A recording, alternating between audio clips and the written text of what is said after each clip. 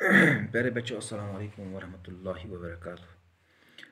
10ویں جماعت کی جو طلباء و طالبات اس وقت مجھ سے مخاطب ہیں، میری ان سے یہ استدعا ہے، جو ہمارا جو دوسرا سبق جو ہے ڈپٹی نظام صاحب نے لکھا ہے، اور مزاج دار لٹ گئی، اس کا یہاں پہ میں مختصر سا خلاصہ پیش کرنا چاہوں گا۔ مجھے امید ہے کہ آپ اپنی پوری جو توجہ ہے مبذول کرو گے اور اس سبق کو سمجھنے کی کوشش کرو گے۔ اور مزاج دار لٹ گئی، یہ ایک ناول ہے، ڈپٹی نذیر احمد صاحب نے لکھی ہے۔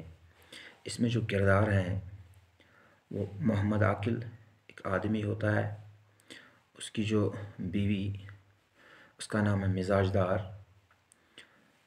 اس میں ان کی ایک نوکرانی ہوتی ہے، اس کا نام زلفن ہوتا ہے، اور اس میں ایک حجن ہوتی ہے۔ حجن حاجی ہو گیا مذکر، حجن ہو گیا اس کا مونس۔ ایک یہ جو حجن ہوتی ہے یہ مکارہ ہوتی ہے، یہ لوگوں کو اپنے فسلاوے میں لاتی ہے۔ اور یہ جو محمد عاقل ہے، اس نے اپنی بیوی مزاج دار سے کہا تھا کہ ان دنوں یہاں پر ایک جو حجن ہے وہ اس شہر میں وارد ہوئی ہے، وہ کئی لوگوں کو لٹ چکی ہے، مہربانی کر کے کسی اجنبی اس عورت کو گھر میں آنے مت دینا۔ یہ کہہ کر محمد عاقل گھر سے نکل گیا، اور اتنے میں ہی حجن نے اپنا ڈیرا سنبھالا۔ اس نے ایک گلی کے ایک چوکھٹ پہ اپنی ایک چھوٹی موٹی دکان سجائی، اور لوگوں کو پھسلانے کے واسطے اپنے پاس 100 قسم کی تبرکات رکھا کرتی تھی۔ سرما، نادے علی، کھانے گلاف کا ٹکڑا، کوئی تور کا سرما، عقیق البحر، مونگے کے دانے، پنج سوری وغیرہ وغیرہ۔ ان چیزوں سے وہ لوگوں کا دل بہلاتی تھی اور ان کو اپنے جال میں پھنساتی تھی۔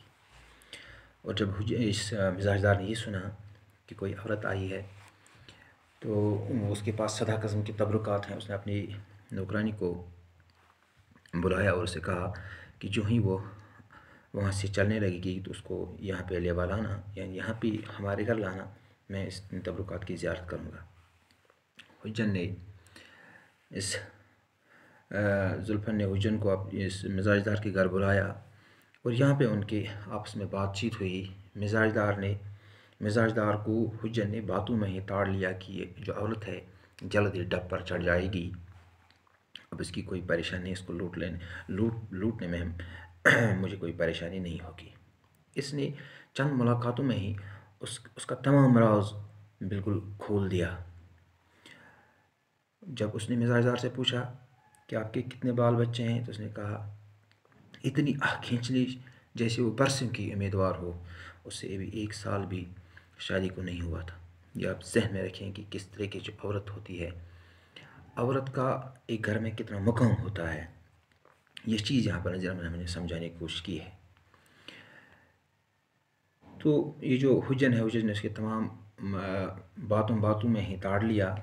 اس کو ریشمی ازار بند سمجھو مفت میں ہی دے دیا۔ اگر وہ 10 روپے کا تھا اس کو 2 روپے میں ہی دے دیا۔ جب اس نے محمد عاقل کو دکھایا، محمد عاقل کی عقل بھی اس وقت کام نہ کر سکی، تو اس نے مزاج دار سے کہا کہ آپ نے کیسا یہ جو ریشمی ازار بند ہے، آپ نے یہ 2 روپے میں کیسی آپ کو سستا ملا ہے؟ وہ اپنا فائدہ دے کر وہ خوش ہوا۔ یہ جو لالچ ہوتی ہے انسان کے عقل پہ پردہ ڈال دیتی ہے، اس کو کچھ سمجھ میں نہیں آتا ہے۔ محمد عاقل کو چاہیے تھا اس سے اپنی بیوی کو کہنا تھا اگر 10 روپے کا ہے آپ کو 2 روپے میں کیوں دیا، اس کے پیچھے کوئی نہ کوئی مقصد ضرور کار فرما ہے۔ اور یہ چیز جب محمد عاقل کو سمجھ میں نہ آئی تو یہ محمد عاقل کے لیے وہ بالی جان بھی بن گئی، اور مزاج دار کے لیے بھی وہ بالی جان بن گئی۔ مزاج دار نہایت ہی دل سے اعتقاد اس حجن پہ اس کو اعتقاد ہوا۔ تو ایک دن حجن نے موقع کو غنیمت جانا اور اس سے کہا کہ آپ اپنے زیورات مجھے دکھائیں۔ جب اس نے زیورات دکھائے، اس نے کہا کہ یہ تو میلے کچیلے ہو گئے ہیں، ان کو صاف کروانا ہے۔ تو اس کو اعتقاد اس پہ ضروری تھا۔ اس نے کہا کہ آپ زلفن کو بھی میرے ساتھ لے جی، وہ وہاں پہ بیٹھے گی، میں ان کو صاف کر کے لاؤں گی۔ جب مزاج دار نے پورے زیورات حجن کے حوالے کیے، تھوڑی دور گھر سے چلے گئے تو وہاں پر اس نے زلفن سے کہا، حجن نے، کہ وہاں پر ناک کا کیل رہ گیا ہے وہ بھی لاؤ۔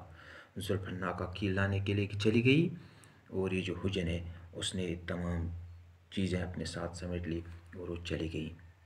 جب زلفن واپس آئی تو اس نے حجن سے کہا ناک کیل یہاں پہ رہ گئی ہے۔ اس نے کہا میری ناک کیل ہے ہی نہیں ہے، اب فٹافٹ جاؤ دیکھو وہ کہاں ہے۔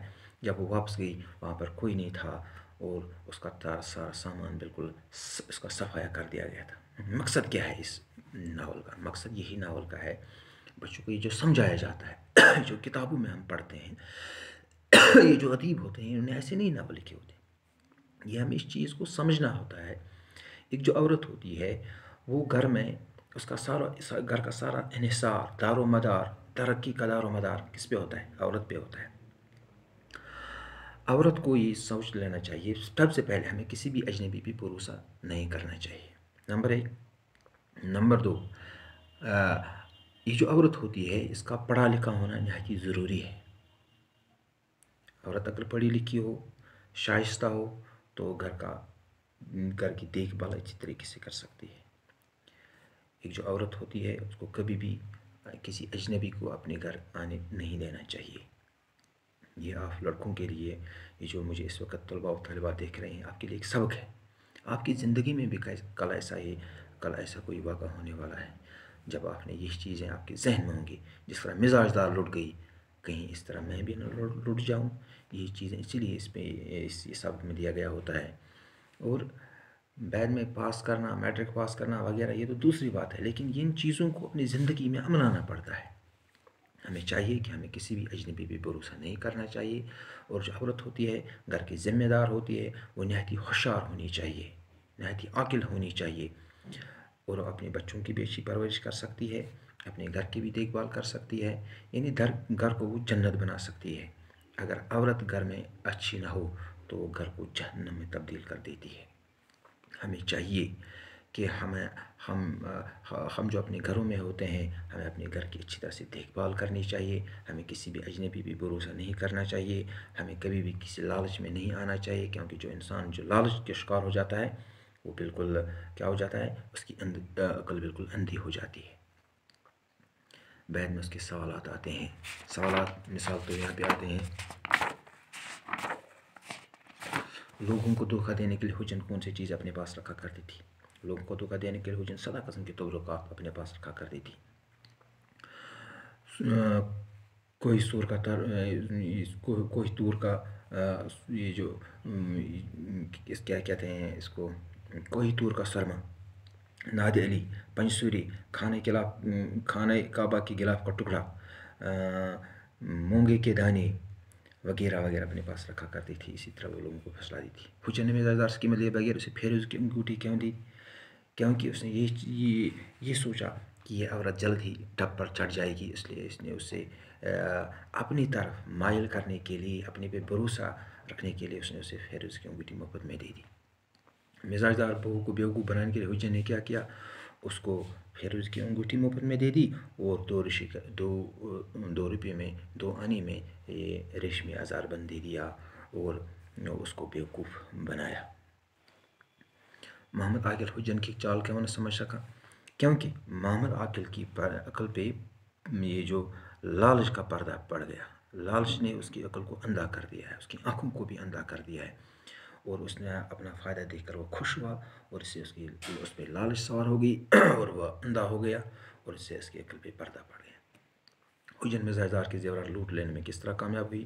جب اس نے اس کا سونا اپنے پاس اس کو اجل لگانے کے لیے لے لیا، تو وہاں پر اس نے زلفن سے کہا کہ آپ ناک کی کیل وہاں پہ رہ گئی ہے۔ زلفن ناک کی کیل لینے کے لیے گئی تو حجن نے اس کا پورا صفایا کیا، اور اس طرح وہ زیورات لوٹ لینے میں کامیاب ہو گئی۔ سبق جب سمجھ میں آتا ہے تو سوالات کا جواب ہم آرام سے دے سکتے ہیں، اس میں کوئی پریشانی نہیں ہے۔ صرف اس میں یہ بات ہمیں سمجھائی، اس میں زیادہ زور دیا گیا ہے کہ ہمیں کسی بھی اجنبی پہ کبھی بھی بھروسہ نہیں کرنا چاہیے، ہمیں ہوشیاری سے کام لینا چاہیے، ہمیں عقل مندی سے کام لینا چاہیے۔